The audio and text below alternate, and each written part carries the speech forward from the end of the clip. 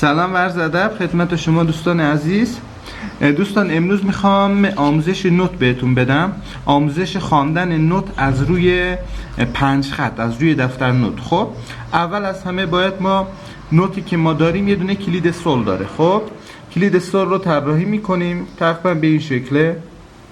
خب این کلید سول ماست، یعنی کلید سول که ما میکشیم به ما نشون میده که این نوت بر اساس کلید سول پیش میره. کلید فا ما داریم، کلید دو ما داریم، ولی در باقلما، گیتار، ستار، اینا همه این سازا ما از کلید سول استفاده میکنیم. خب الان میخوام نوت خوانیشو بهتون یاد بگم. ببینید اولین چیزی که یاد شما بمونه باید این یا نوت، دفتر نوت یعنی 5 خط از 5 تا خط تشکیل شده. خب 1 2 3 4 5 و 4 تا در واقع وسط، یعنی 4 تا تو خالی داره اینجا. خب این باید یادتون باشه که همیشه در کلید سول ما نوت وسطمون سی هستش. نوت خط وسط که اینجوری روش الان من کشیدم نوت سی هستش. خب ببینید نوت سی، ببینید یه ترتیبی ما داریم.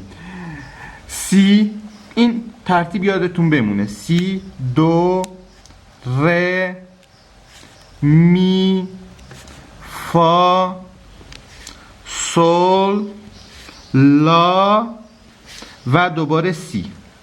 ببینید اینو باید حفظ کنید. و خب الان سمت بالاشو میگم. ببینید سی، خط فاصله خالی بالای سی میشه دو،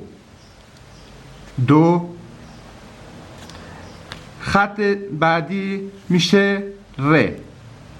خب فاصله بعدی میشه می، خط بالا میشه فا. ببینید اینجا یه دونه بالا ما یه دونه نوت اگه بذاریم میشه سول. و بعضی از نوت ها هم ما داریم که در دفتر 5 خط نشان داده نشده و به این صورت مثلا 1 خط، 2 خط، 3 خط، 4 خط اینجوری نمایش داده میشه. خب اینو اگه ما بخوایم بدونیم طبق همین آمار من الان گفتم این فرمول باید یادتون باشه: سی، دو، ر، می، فا، سول، لا، سی. خب الان بعد سول چی داریم ما؟ لا. پس اینجا اگه یه خط بکشیم و یه دونه نوت اینجا بذاریم این میشه لا. اگه ما 2 تا خط بکشیم، نه یه خط دیگه بکشیم و یه نوت روش بذاریم میشه سی. اگه ما 2 تا خط بکشیم یه دونه نوت رو خط بذاریم، خط دوم بذاریم، ببینی بعد سی چی میاد؟ دو. دوباره میشه دو. به همین ترتیب ادامه میده. حتی اگه 10 خط هم باشه شما اینجوری بشمارید ادامه میده. خب حالا میایم نوت‌های زیر سی. خب گفتیم سی همیشه نوت وسطه. کلید سول اگه نباشه این دفتر نوت به هیچ معنی نداره. کلید سول باید باشه که ما بدونیم از رو چی میخونیم. وقتی کلید دو باشه جاهای نوتا کلا عوض میشه. کلید کلید فا باشه جاهای نوتا عوض میشه. ما 3 تا کلید اصلی داریم: کلید دو، کلید فا و کلید سول.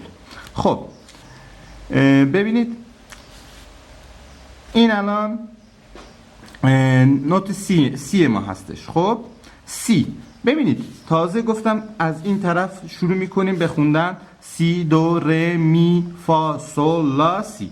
این بار برعکس میخونیم: سی، لا، سول، فا، می، ر، دو و دوباره سی. خب برعکس همین، یعنی سی، دو، ر، می، فا، سول، لا، سی.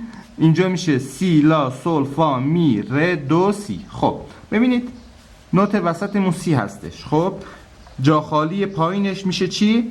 جا خالی پایینش میشه لا، نوت لا.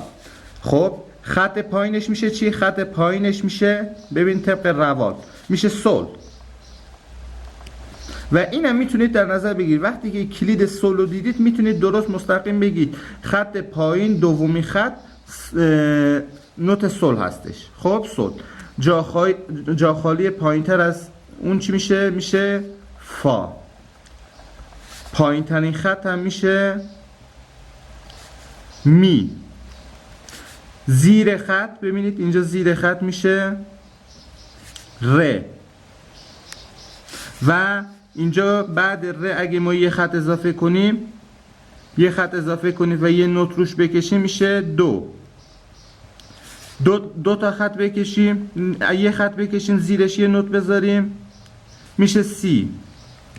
دو تا خط بکشیم میشه بعد سی ما چی داریم؟ لا. دوباره به لا رسیدیم. همینجوری به این ترتیب حتی اگه 10 تا خط هم باشه شما وقتی که اینجوری بشمارید میتونید راحت پیدا کنید، ولی با مرور زمان و تمرین تمام جاهای نوتا یاد شما میمونه. خب اینو فعلا در نظر داشته باشید و اینو بدونید در جلسه بعدی اندازه نوتا و زمان نوتا رو هم بهتون آموزش میدم. امروز در جلسه پنجم باقلما بودیم، هم ساز دستی کوتاه هم ساز دستی بلند. باید این فیلم رو ببینن، من زیرش می نویسم که مشترک هستش. خب خیلی ممنونم از شما، فعلا بدرود.